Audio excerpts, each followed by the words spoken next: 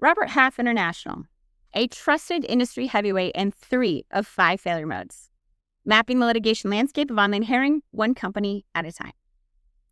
My name is Sarah Trumbull. I'm founder and CEO of the Job Applicant Perspective. This is going to be another long one, though not quite as long as Indeed, so I'm just going to get right into it. Since 1948, Robert Half International has been at this for 77 years. They built a global brand and a $5 billion revenue engine by sitting between candidates and clients. But here's the thing about the staffing industry. Being the oldest doesn't mean you don't have reflecting to do, too. As we shift our lens to recruiting, these same structural ghosts haunts the machine. The question we've asked of every platform in this series applies here. Did you build a marketplace or did you build an oil rig? The face has changed. We moved to staffing and recruiting now, but the failure remains the same. From the oldest firm to the newest apps, the talent acquisition industry has failed to grasp the basic mechanics of a two-sided market. Honest to God, I feel like they just need to go to the flower shop. What do you guys do? How do you guys treat people? What should I do now? How do I change this? Genuinely, one-winged airplanes, all of them. They aren't supporting value creation in the economy. They're industrializing economic collapse every time. Who this is for? The job seeker, especially the temporary workforce who has sensed for years that the relationship was asymmetric. This is the blueprint for what that relationship was actually designed to do and why your time was never on the balance sheet. The small business and employer, you are the ones funding the placement fees. You deserve to see the processing plan on the other side of your transaction. If the candidate experience is extracted, the talent you receive is already arriving depleted. Municipalities and policymakers, you are the silent underwriters of this model. When labor markets produce friction, delay, and uncompensated work, your social safety nets absorb the downstream carry. This is the data on what that silence is costing your economy. The practitioners, for the legal and policy minds working on labor market structure, the case records cited here aren't just history. They are the roadmap to future accountability. Yeah. SEC, I'm pretty sure, has some really interesting rules around SK and DNO around their human capital management too, which I think is worth stating just for fun. But realistically here, caveats first. The same 2 caveats from every installment apply here. First, I am not a lawyer. I am a structural systems theorist working from first principles of economics and publicly available data. The goal is not to make legal claims. It is to make the system visible. This is a global economy. These people operate globally. I could not claim to have those skills to speak to their global impact and the legal codes over there. But I can map the system and let people look at it from their perspective and see what they think and how it applies to them. Second, this is an evolving body of work. The analysis sharpens with time and evidence. That is not a weakness of the method. It is the method. I really like Bayesian statistics. Never perfect, always learning, because I think in the internet age, that's where the ticket is. That's adaptive system stuff. In adaptive system design, precision increases with repetition. That's the kind of platforms I build, where precision, more data gets precision, you're more accurate. That's the problem with the current job boards too. More data is more chaos. In all parts of what I do, more data is more accuracy, because being wrong, error is not a diagnosis. It's information. You just learn. I provide falsifiable assertions specifically so the map can be tested, updated, and improved as the evidence evolves. Science, it's good stuff. I don't know what to say. Yeah. What a real two-sided market would require. A functioning two-sided labor market requires 2 sides. Brilliant, right? Both sides have to have signal, feedback, and the tools to participate. Employers need to communicate clearly what they're looking for. Job seekers need to understand who they are applying to and what the process might be like, whether they have time to spend on this, and whether the outcome is worth it to them. Truth. Both sides need recourse when something goes wrong. This is the measuring stick. It does not change from installment to installment. Either the vendor is there to make a transaction legible so that's to both sides so they can make informed choices, or they aren't. You know, we have already walked through that dynamic with 3 ATS companies, Taleo, Workday, and SuccessFactors, and 2 major job boards, ZipRecruiter and Indeed. All 5, to a T, genuinely did not know how to facilitate legible transactions in a two-sided market. It's wild to me. What are we talking about? Experts, please. Now we are evaluating a staffing and recruiting company to see if they understand what it means. As ever, the dynamic switches, but the frame still honors the reality of a two-sided market system. The thing that doesn't change is two-sided market system. The economics is very straightforward of a two-sided market system. And my 5 failure modes. Those stay the same. We just apply the same things to every company. So,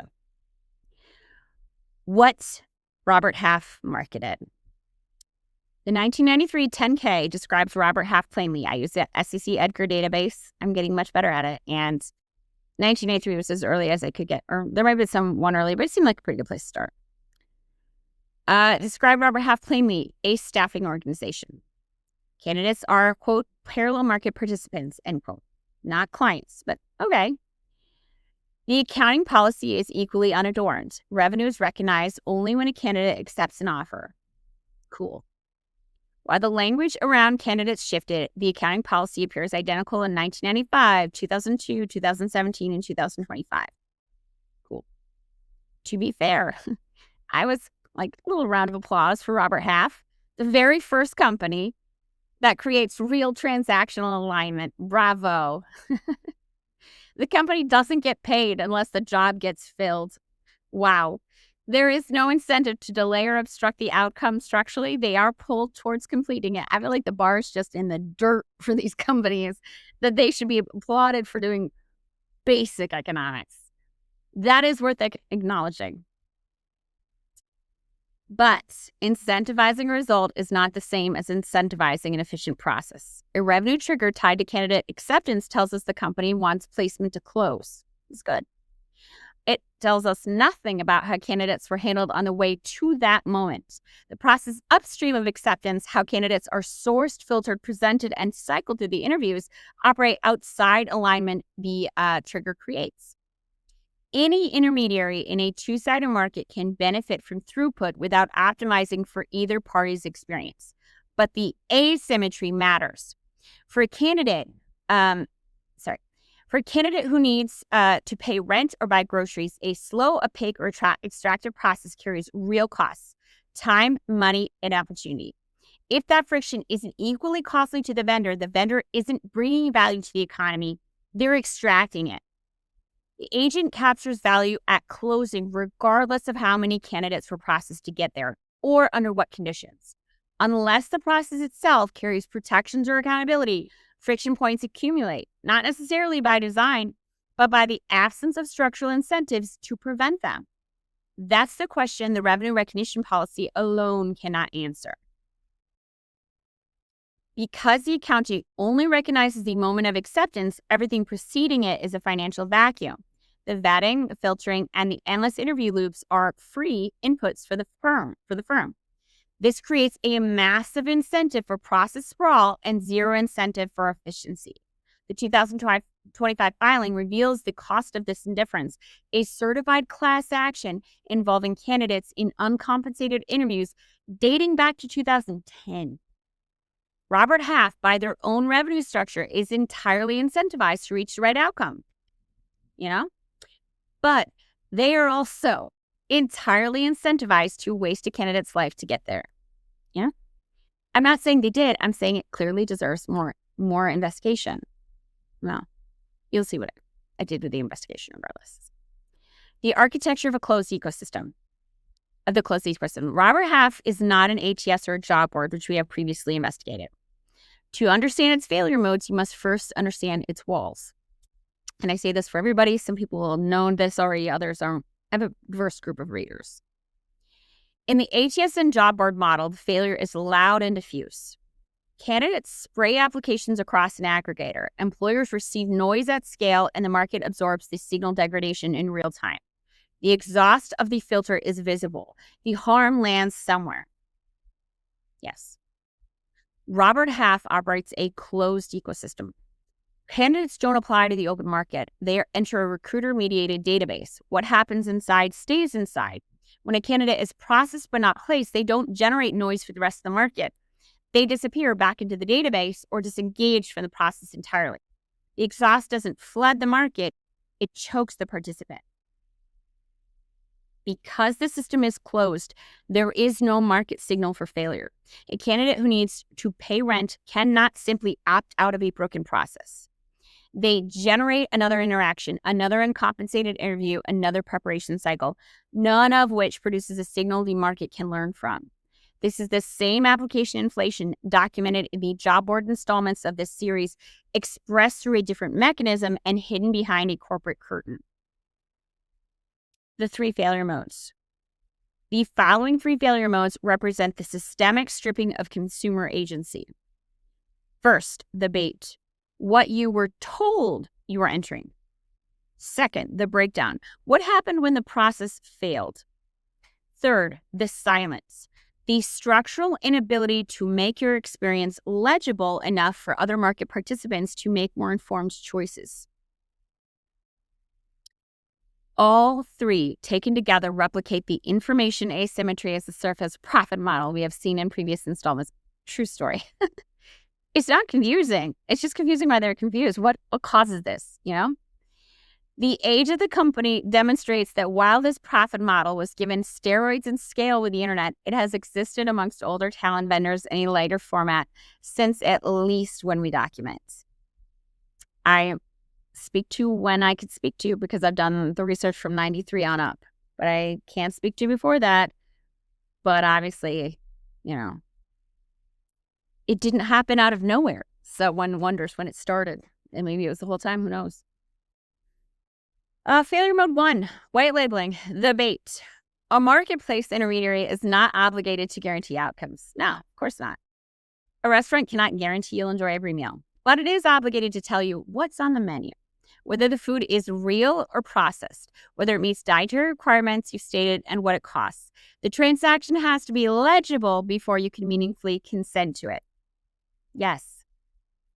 A job-seeking stakeholder, according to the basic rules of two-sided markets, should, understand the process, the costs, and their recourse. Robert Half's record fails this standard, not through simple neglect, but through a specific structural imbalance. Asymmetric optimization. First, the disparity in legibility can be seen in 1993, 95, 2002, and 2025 10K. Took an assortment of them just to see what I could look at. What the employer receives. Contractual service standards, a documented expectation of quality, fee transparency, a clear price and payment structure, verified search status, certainty that the search is active and funded, optimized AI, tools explicitly designed to deliver them the best talent, financial recourse, a formal guarantee period if the placement fails. Cool. What the candidate receives. Standardized silence, no documented service obligations or standards. Ambiguous intent, no documentable way to know if the role is real job or database building exercise. Asymmetric AI, only visible in the 2025 10K. No documented insight to how algorithms are used to sort or process them. Swear to God, I really think these algorithms are just MacGuffins, economic MacGuffins. Way more interesting is this lack of instrumentation on supposedly two-sided markets. It's an interesting choice not to instrument 98% of your market. I feel like the algorithms, again, MacGuffins.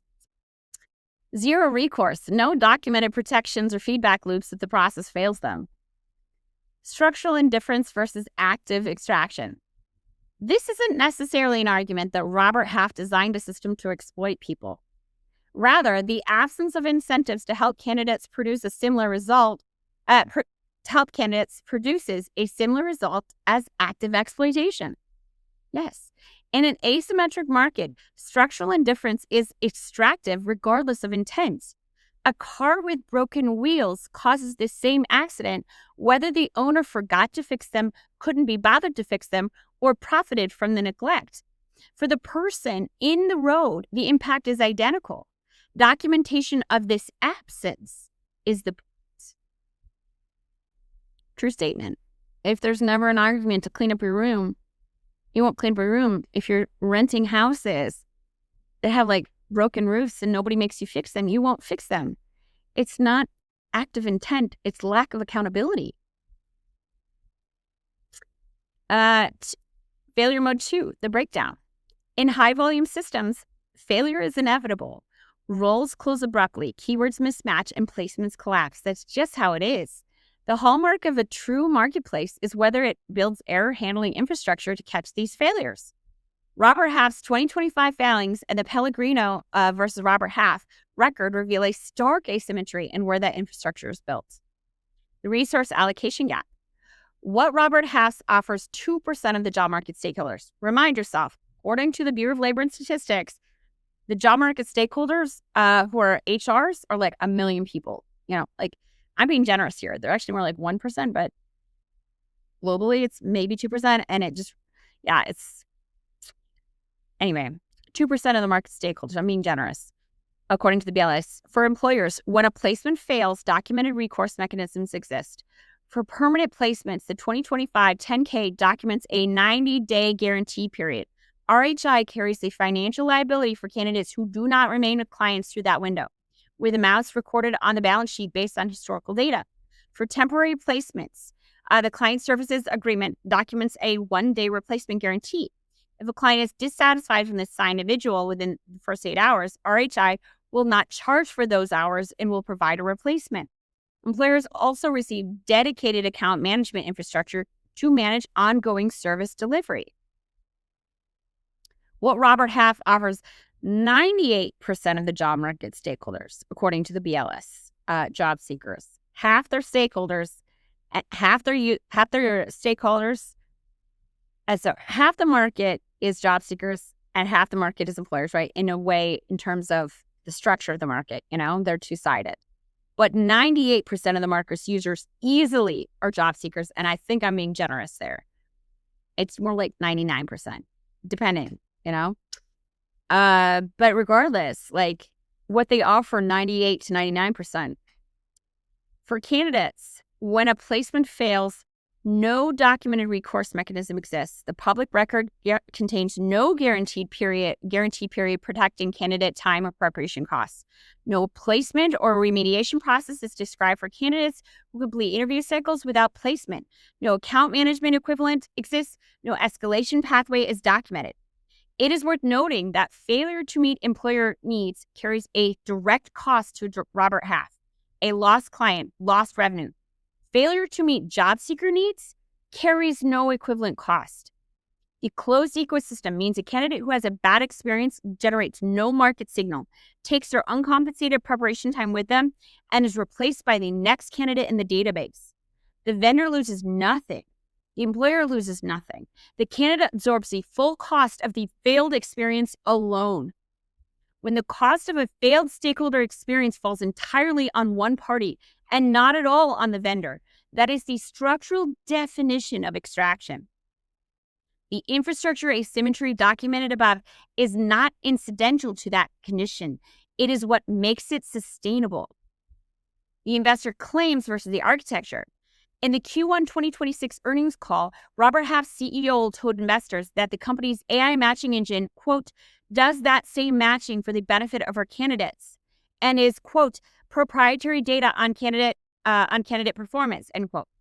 The claim is presented as competitive distinction from job boards that optimize for clicks rather than outcomes. The most recent 10K contains no candidate satisfaction metric, no feedback mechanism, and no design channel with which candidate could evaluate whether that matching engine served them. Whether the infrastructure exists that doesn't appear in the public record is something only Robert Half can answer. What the public record shows is the claim without the documentation to support it. That gap matters because the claim is being made to investors, not to candidates. Candidates have no surface on which to confirm or dispute it. The people the matching engine purportedly benefits are the only participants in the transaction with no documented means of evaluating whether the benefit is real. In every other sector where a company claims to optimize for consumer outcomes, the consumer can measure the results. Here, the measurement infrastructure exists for one side of the market only, and that is the side making the claim. Yikes. Software versus human architecture. While platforms like Taleo or Workday bake candidate neglect into their software, Robert Half bakes it into its operations. The asymmetry isn't a glitch. It is expressed through training. Recruiters are evaluated on employer metrics, not candidate satisfaction. Headcount. Resources are funneled into employer-facing rotations and account protection. Documentation. 32 years of filings lack any mention of candidate onboarding or support equivalents. The inventory philosophy. Love that word. The Pellegrino opinion documents the internal terminology that justifies the lack of support. RHI's own account executives use the word inventory to describe the candidates they recruited, the pool of individuals to be placed with employers. Inventory is a thing to be managed, not a stakeholder to be served. Across the documented failure modes of a nearly 80-year-old company controlling billions, the record is consistent with an organization that never once had to ask what a two-sided market impacting human survival required of it. The architecture made the question unnecessary. The verdict? At Robert Half's scale, spanning decades and hundreds of offices, this lack of candidate-facing infrastructure is not an oversight.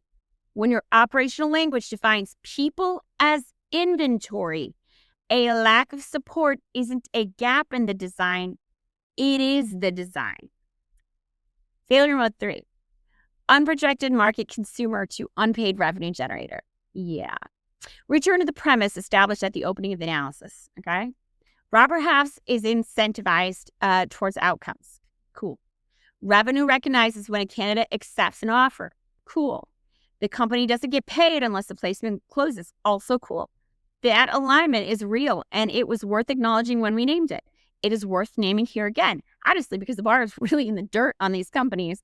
So at least we got one that sort of knows what a two-sided market is. Let's step forward.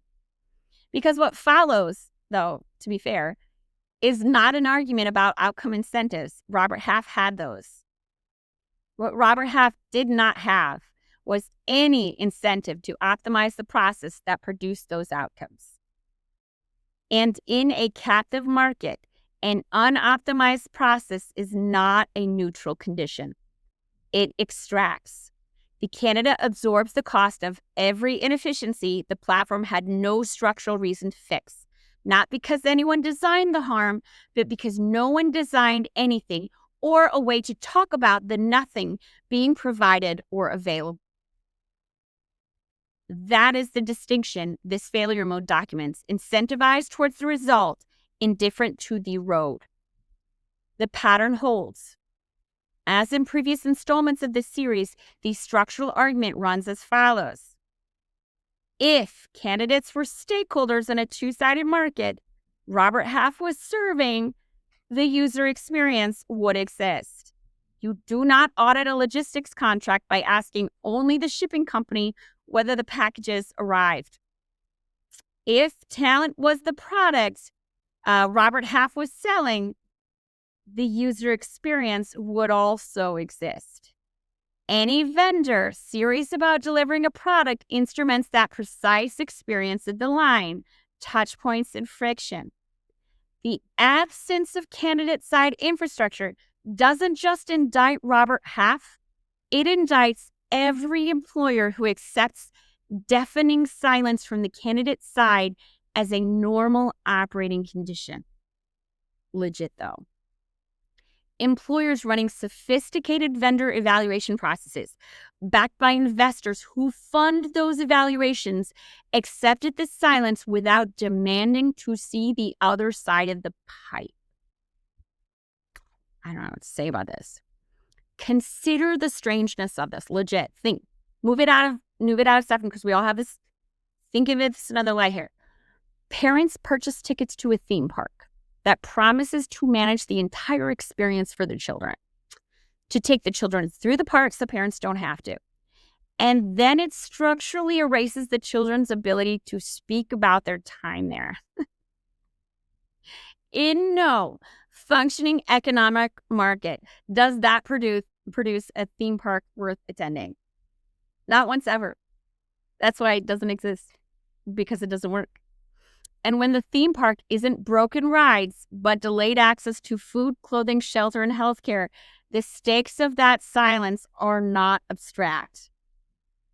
It's just fascinating. It's more like, I didn't know isn't a sign of innocence. It's an admission of guilt, really. Like, you were supposed to know. The fact that you didn't know is pretty indicative. I'll speak of that next one. But this is not an argument, realistically, that the transaction is illegitimate. No one's saying that. It's an argument that the transaction has been structured so its costs land entirely on the one party who is not at the table, cannot leave the market without losing their income, and has systematically been stripped of every tool that would allow the market to self-correct. Robert Half built a pipeline that governed humans' ability to pay their rent. Employers knowingly purchased it. Between them, they constructed a market with no accountable party and one unprotected one. Structural extraction does not require intent to harm.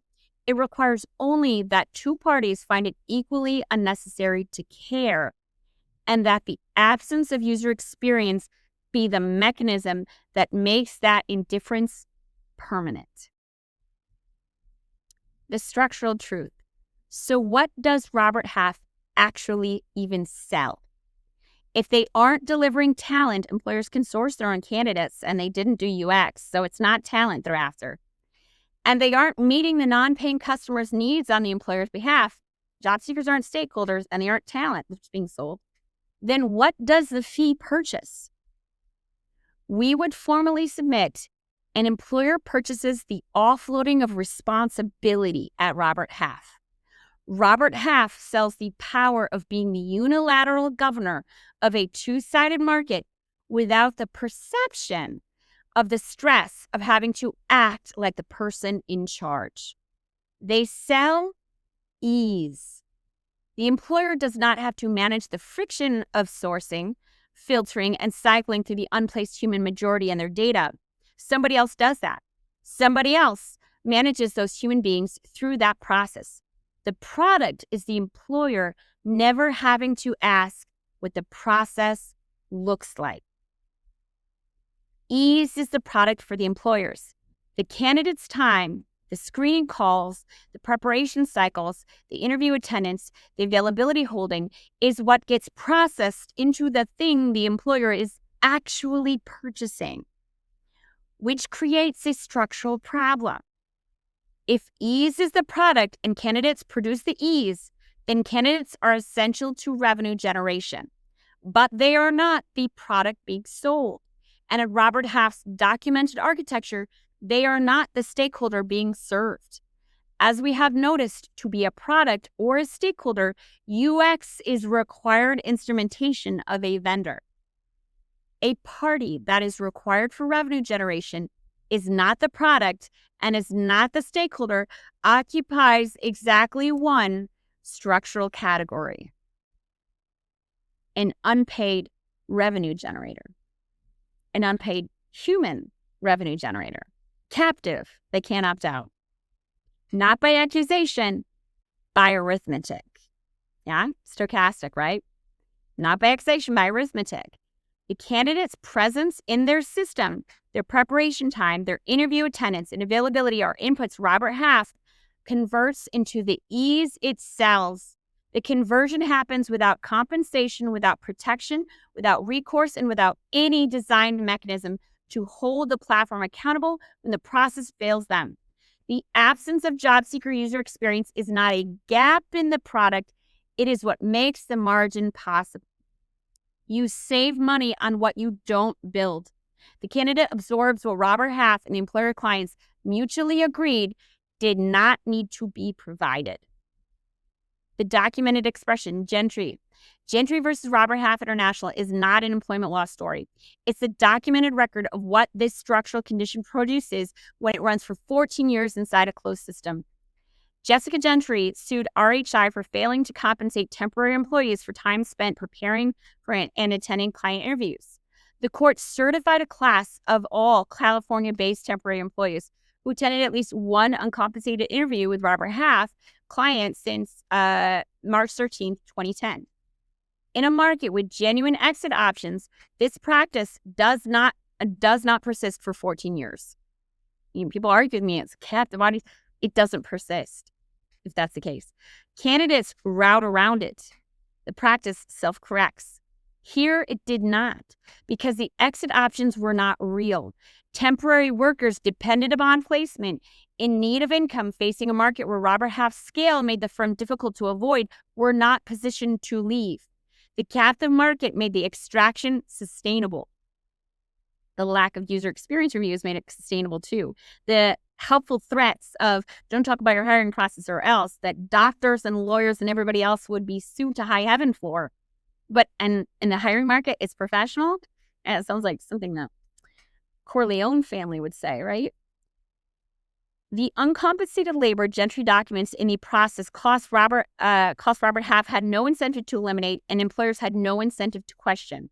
Screening calls, client preparation, interview attendance, post-interview availability, holding 3.5 to 5 hours per cycle per candidate in a closed ecosystem governed entirely by the two parties exchanging money, neither of whom bore any costs. This is what unilateral governance of a two-sided market produces. Not a design scheme, a structural inevitability maintained by the absence of any mechanism that would have made the cost visible to the people absorbing it. It's really important that nobody know, right? That nobody can make an informed choice so they could consent. Yeah. The strategic containment, litigation as architecture. When structural harm in Robert Half's business model finally became visible in the form of a class action lawsuit, the company's response was not to redesign the candidate experience. It was to fortify the walls.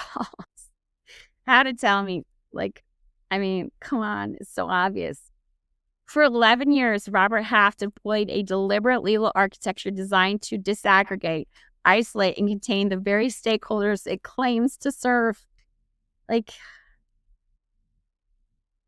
The defense of a closed system, rather than treating the lawsuit as a feedback loop that they'd never had before to improve stakeholder relations, the company used its structural leverage to prevent individual claims from combining. The broad agreement. Candidates signed standard employment agreements as a condition of working with Robert Half. Those agreements contain language designed to prevent collective legal action. When candidates tried to sue as a class over uncompensated interviews, Robert Half pointed to those pre-existing agreements and said the candidates had already agreed to fight alone. The court said the provision was unenforceable. The second attempt, after losing that argument, Robert Half tried again. Following a 2022 Supreme Court decision, they went back to court, claiming their own contract meant something different than they'd previously argued. The California Court of Appeal rejected this too, calling it a, quote, tortured and unreasonable reading of Robert Half's own words. The logic of the litigation mirrored the logic of the platform. The same closed ecosystem that prevented candidates from warning each other on the website was deployed to prevent them from warning the court. The cost of extraction. The ultimate proof of this architecture is who it left behind. While the class survived to trial, it did not survive intact. The original class covered a 14-year period of accumulated claims beginning March 13, 2010. The trial class covers only the period beginning May 31st, 2024. The candidates whose claims accrued during those years Robert Half fought the hardest are the ones the legal system can no longer reach. Bottom line, this is not the behavior of a company protecting a valuable stakeholder relationship. It is the behavior of an enterprise managing a liability within its own inventory.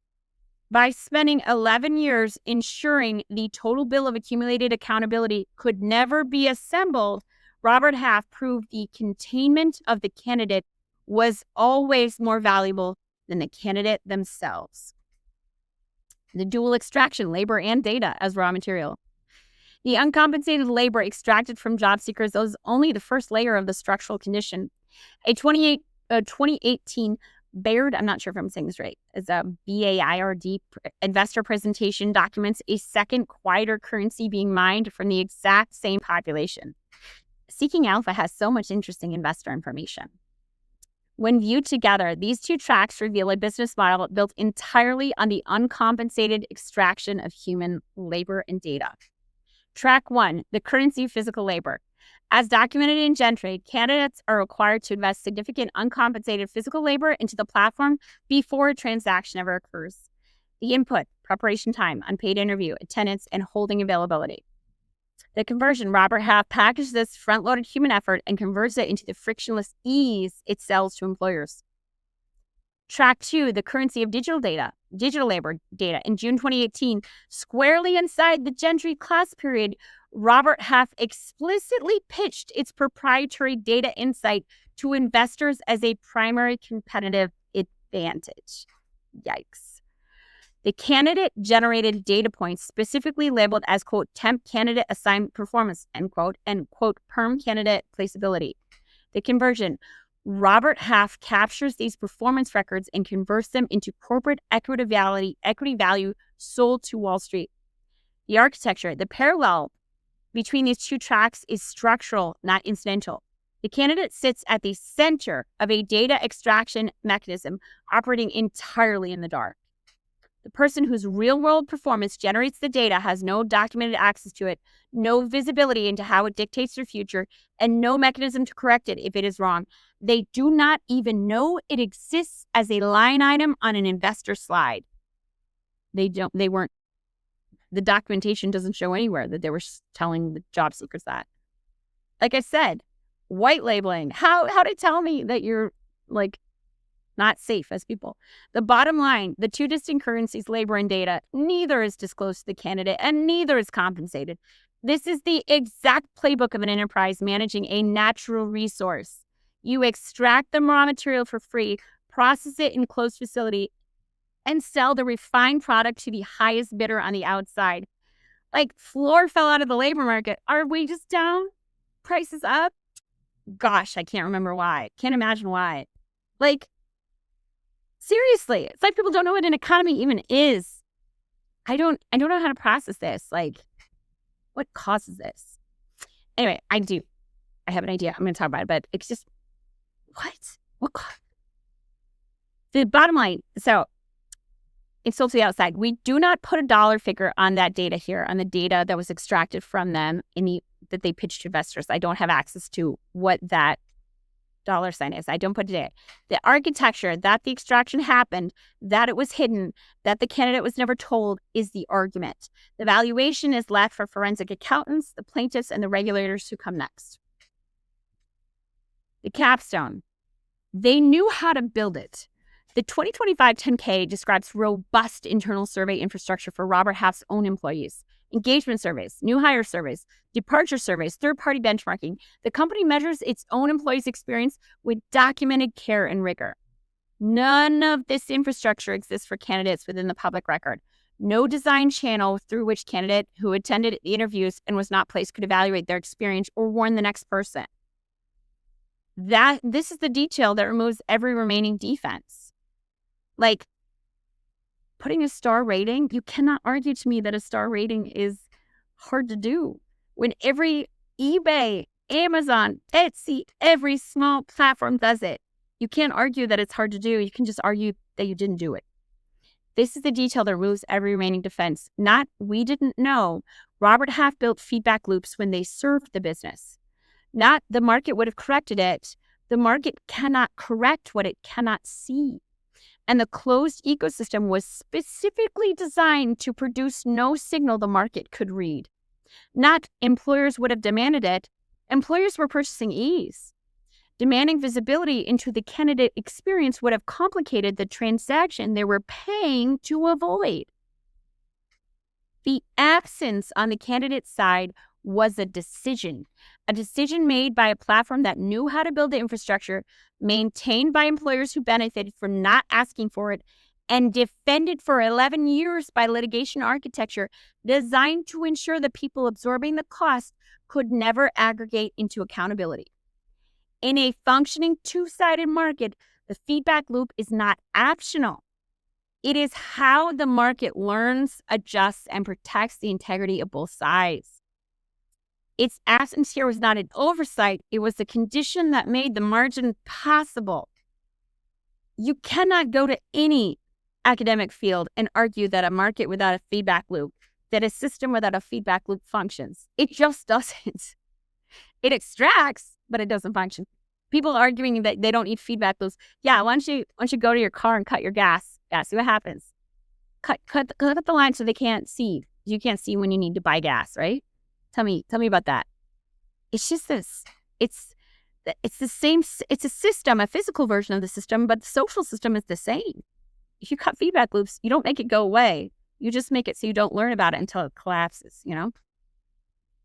It was the condition made in our process. The candidate was required for the revenue, not the product, not the stakeholder, governed by a market they had no vote in, no recourse within, and no ability to warn others about. I swear to God, economic infrastructure is governance these days. Yeah.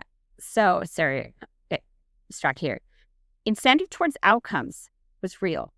The indifference to process was structural. The governance was unilateral, and the candidate absorbed every cost the transaction was designed to externalize onto them.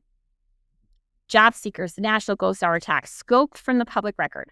Figures below speak to magnitude, not precision. They are derived from Robert Half's own public archives, and external sources were indicated.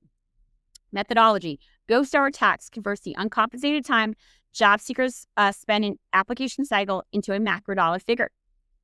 The valuation metric, grounded in Chodorow-Reich, sorry, I never say this right, I'm not sure, Carbonus Opportunity Cost Framework, RHI scaling factor. Because RHI is a specialized staffing ecosystem rather than a broad job board, its actual candidate volume is anchored directly to its SEC-reported national placement numbers.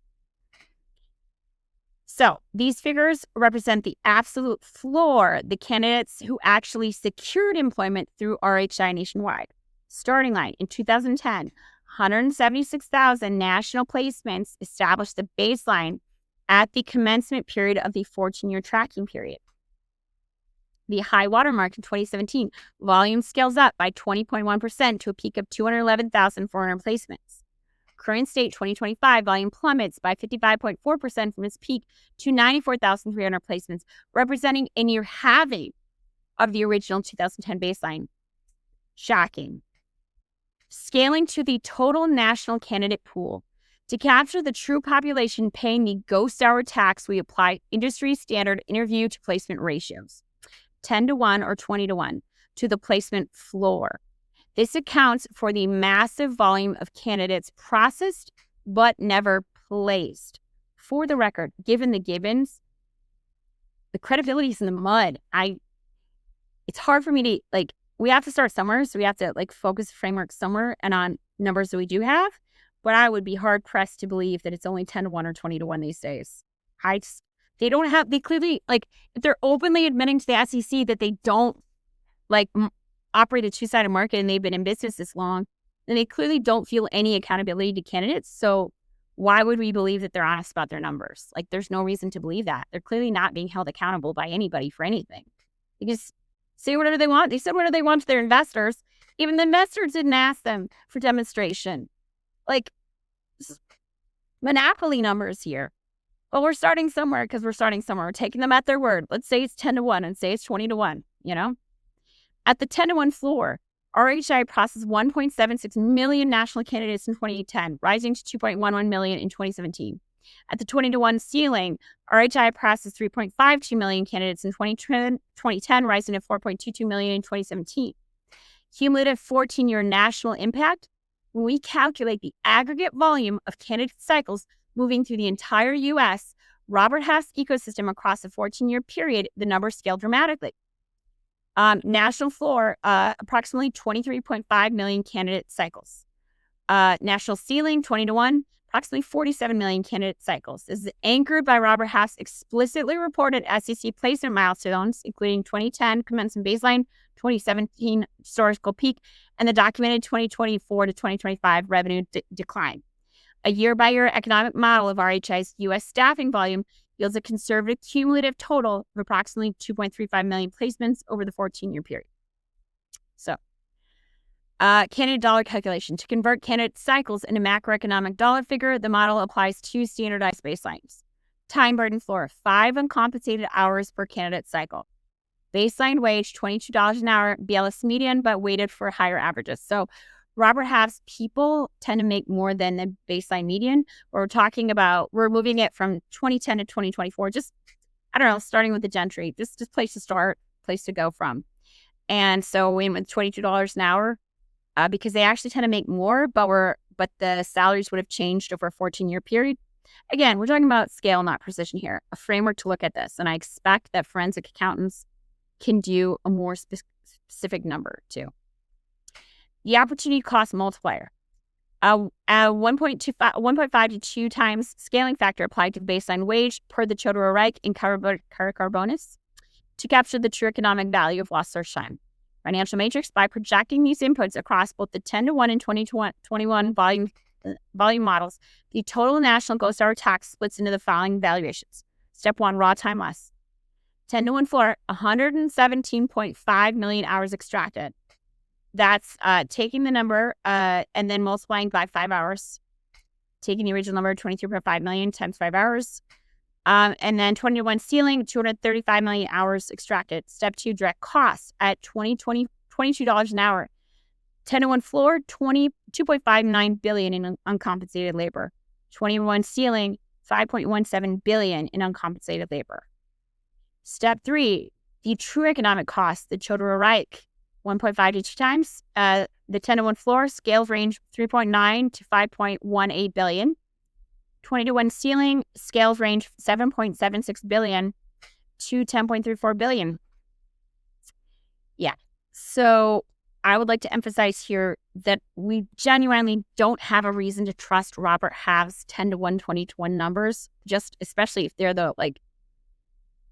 given how unaccountable they clearly are, even to their investors, to be able to say random things that are clearly undemonstrable, to have openly said for 32 years that they operate a two-sided market, well, to the SEC in penalty of perjury filings, while documenting that they don't instrument 98% of the market and being so unafraid of being called out for that. I just don't think it's reasonable to just trust their 10-to-1 numbers, but I'm trusting it because I'm taking them at their word. But I do think those numbers need to be investigated. We need to have a better understanding what that actually is, and not from people inside the system, but from people investigating it as if it's worth investigating, because they aren't trustworthy. Their ability to look at this rationally doesn't exist. But we have to start somewhere doing it. And 5 hours, I took that from the Gentry case. Again, scales, magnitude, not everything, but something. Reasonable central and national estimate, baseline verdict. Even when anchoring the data to conservative 10-to-1 processing floor, the macroeconomic drain over 14 years of uncompensated job seeker time within Robert Half's ecosystem sits securely between 3 and 5 billion across a 14-year period. Small business benchmarking blindness. The operational distinction.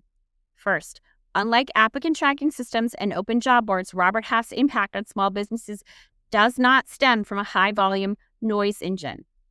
While prior installments of this series detailed the mechanisms of a local labor drain and access cost inversion related to market noise, in this particular case, we found those systemic burdens are more appropriately evaluated with the municipal framework of the analysis. Instead, for local pizza shops and hair salons and daycare centers, the bread and butter of the mainstream U.S., we assessed the operational friction of Robert Half International is different. It is an information failure, not a volume failure. 2, the mechanics of benchmarking blindness. Small businesses, from coffee shops to independent accounting practices and local healthcare clinics, operate entirely outside of the staffing industry's closed loop. The lack of transparency forces them to manage talent acquisition based solely on two highly distorted outputs. Number one, uncompensated cycles, opaque processing, and no signal. Output one, the burned out candidate. Output two, the perception gaps. Let me say it this way. The candidates flow, so small business blind, so output two, perception gaps. It's weird to say on mine. I have some graphs I'm looking at here. Distorted hiring expectations of corporate hiring. An illusory of ease for other people. Exhausted and interview stamina from the job seekers and workforce costs hidden and it's externalized. Small business blind spot. Conclusion, the workforce is broken and unreliable. They look at other people and think the other people are experiencing ease. They look at the candidates they're getting and they think they're not reliable. Output 8, the candidate flow mechanism. Candidates arrive at small businesses after cycling through uncompensated preparation loops, opaque interviewing layers, and zero feedback rejections within the agency ecosystem. Result, candidates are already burned out, defensive, and carrying distorted expectations about the hiring process. Because the closed ecosystem emits no data signal, the small business owner inherits a cynical candidate without understanding the systemic cause of their disposition. Output B, the corporate perception gap. The mechanism, small business owner observed enterprise-level competitors moving through talent acquisition with apparent ease, comparing it unfavorably to their own struggles. Result, what is inevitable to the small business is that this corporate ease is artificial. It is purchased. What is invisible to the small business corporate ease is artificial. It's purchased by externally polluting the workforce's capacity and ability to engage. The structural narrative trap. In the absence of macroeconomic data or structure visibility, small business owners are forced to diagnose their hiring friction using only the immediate symptoms available to them. This creates a false market narrative. Systemic misdiagnosis. Observe systems, high candidate drop-off, low engagement, and fragile interview cycles. Resulting narrative? They move to what they know. The local workforce is unreliable. Candidates are difficult. Modern hiring is inherently broken. People are lazy. Kids these days. These sorts of things. By masking the structural extraction of candidate time, the closed ecosystem ensures that the true root cause remains completely invisible to the local employer. It doesn't just disrupt the experience within that ecosystem, it creates friction between the remaining candidates' employers so that they distrust each other even more. And there's already ATS and other things going on. It doesn't exist in a vacuum. The economic fallout, the invisibility is structural, not incidental. The downstream liabilities of this model do not land on enterprise firms. Instead, they're offloaded onto entities least equipped to absorb them. Failed hires, misjudging candidate exhaustion or defensive posturing as poor performance or bad fit. Depleted community trust. Small businesses damage their local employer brand by reacting to broken candidate pool with increasingly rigid defensive hiring measures. Retention deficits. Local employers lose their ability to effectively access and retain talent because they are benchmarking their operations against invisible, subsidized corporate machines. In no other existing marketplace are we having entire departments spending hundreds of billions every year to subsidize the market, having profits everywhere, and having candidates result like this. It's clearly businesses are putting signs up in windows even. Everybody knows this. It doesn't work, but it is profitable. There's a difference between optimizing profit and optimizing a market's utility, and nobody seems to know what it is anymore that's in charge of anything. Everybody on the outside does, but we can't shut it off. Like, that's why unilateral governance is the worst, you know? The public infrastructure transfers mechanism, unlike the open algorithmic platforms or high-volume job boards analyzed previously, the friction generated within Robert Half's ecosystem does not stem from the digital application spam. Instead, it is a structural byproduct of a closed system that extracts uncompensated candidate time without producing external data or market signals. Because this ecosystem operates without public transparency, the economic friction it creates cannot be absorbed internally. It is systematically externalized through direct economic chain. Between 2010 and 2024, anchoring calculations to a conservative 10-to-1 interview-to-placement ratio, Robert Half extracted 1.6 million to 1.8 million national candidate cycles annually. For the millions of candidates who cycled through this loop without securing a placement, the uncompensated time burden directly prolonged their periods of wage instability. This private financial deficit immediately converted into a downstream carry distributed across public municipal infrastructure. Direct fiscal strain, increased utilization of local food safety nets, food assistance programs, housing support, and municipal social services. I cannot underline enough. Friction in an employment market is like just straight economic harm to everybody who is not the vendor. It's municipal tax strain. It's people not being able to eat. It's kids not being able to go to college. That's what it is. Like, it's schools being underfunded. It's roads being underfunded. Friction is not neutral in this market. And friction's always going to exist. But uninstrumented friction is not neutral. It's just a choice for profit and the pain.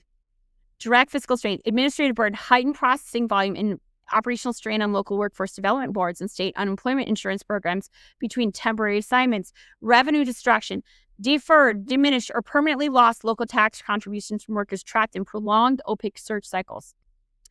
Okun's law projection. This local friction scales up to immeasurable macroeconomic damage by applying Okun's law, which defines the structural relationship between unemployment, search friction, and broader economic output. The macro level cost of public revenue becomes clear. Every 0.1% increase in structural unemployment driven by systemic friction and market opacity represents approximately $56 billion in foregone annual GDP. Again, I'm aware that I'm using between 2010 and 2024, and it's not going to be exactly the same every time. Magnitude, not precision here. Think it through. I want to give a framework for looking at this. Reality, a closed ecosystem that hides processing data deprives municipalities of the instruments required to see price or mitigate the drag on their local economies.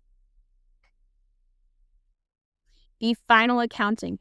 The national ghost hour tax, estimated between $3 and $5 billion on a baseline floor over the 14-year tracking period, represents real economic value that did not simply vanish. It was reallocated through a rigid corporate to public hierarchy. The platform RHI captures the margin by externalizing its operational costs, processing costs, onto the candidate pool. The candidates absorb the immediate costs and uncompensated hours and delayed earnings until financial exhaustion is reached. Municipalities absorb the residual deficit, funding what the individual candidate can no longer financially hold. Policy bottom line, municipalities and local workforce boards are forced to subsidize the downstream failures of an ecosystem whose structural design choices they had no hand in shaping. Unilateral governance of this market is wildly inerrant. How to tell me it's such giving up sovereignty. The labor market is a public utility at this point. It's access to every other public utility. I don't understand this thinking. Check the research. Failure modes described in this analysis are not novel observations. They reflect foundational work in market structure, platform design, and user infrastructure. George Akerlof, John Nash, Rochelle Troll, Nielsen, the ACM Code of Ethics, professional conduct. It's all basic stuff. SEC filings from Robert Half. I like using the SEC because they have the pendency of perjury and they're really easy to move through. Now, a note on the job applicant perspective. TJob is the company producing this series, but Robert Half is the oldest name we've examined, founded in 1948. It has survived every era of labor, newsprint, the early web, the aggregator boom, and the algorithmic turn. And at every inflection point, they made a choice about what to build and for whom. The public record reveals a chilling consistency. For 32 years of SEC filings, the language is identical. Candidate supply is a risk to investors. The candidate is not a stakeholder. They are an inventory.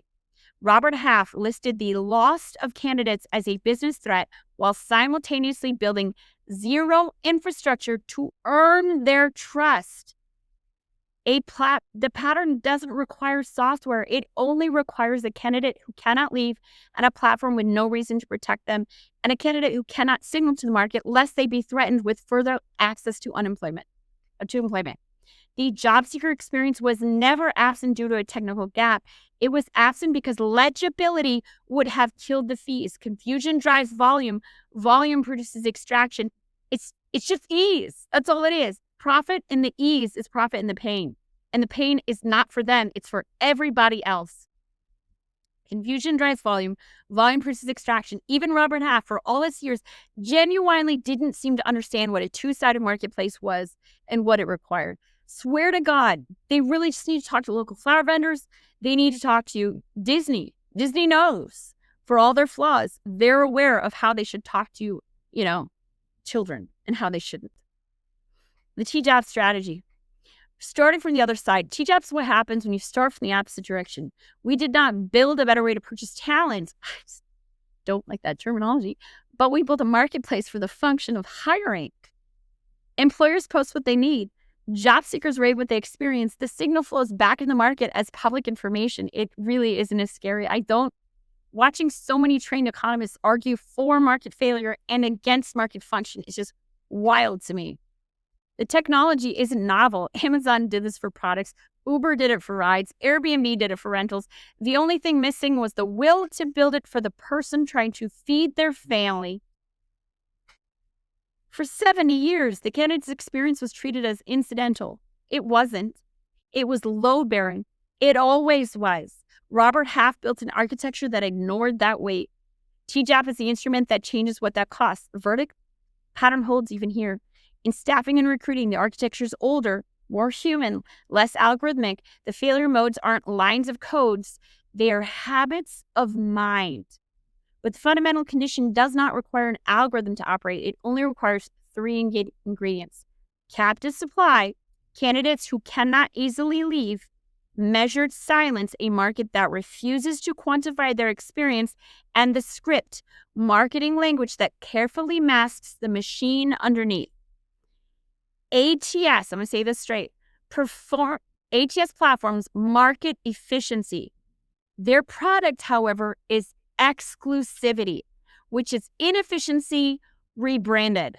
Employers paid for the feeling of importance, while candidates absorbed the cost of a system that was never designed to find them. It was designed to exclude them in order to deliver the exclusivity that employers were asking for. Job boards sell connection. The architecture produces record levels of disconnection via information asymmetry. Employers paid for the feeling of providing reach, while the market they created textbook documented its own dysfunction in real time. Robert Half sells a human hiring experience. The architecture produces dehumanization. Employers paid for the feeling of being unburdened and caring. Candidates absorbed the cost of a process no one was required to respect.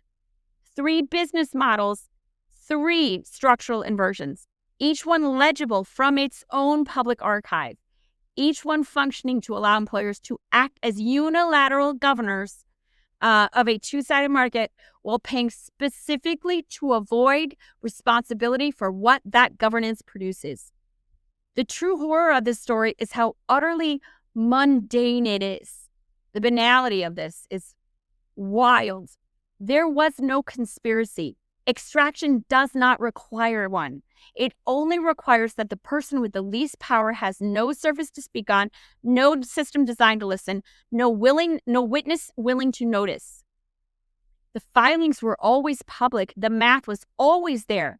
Once you see the architecture, you lose the ability to unsee it. The pattern both explains and predicts. I swear to God, it acts like a secular religion. The series will continue as long as it takes. The set list is long, but